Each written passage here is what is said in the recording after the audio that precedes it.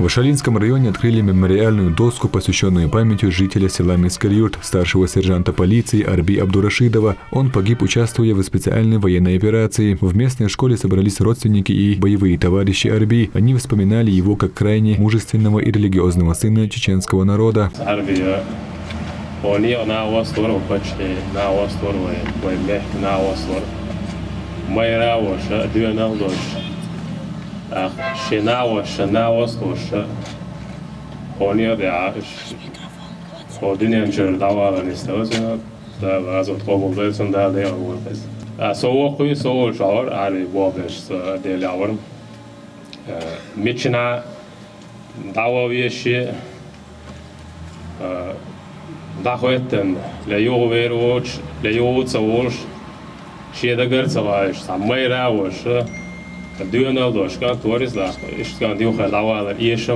Арби Абдурашидов награжден президентом России Владимиром Путиным орденом мужества посмертно. Награду передали родственникам бойца.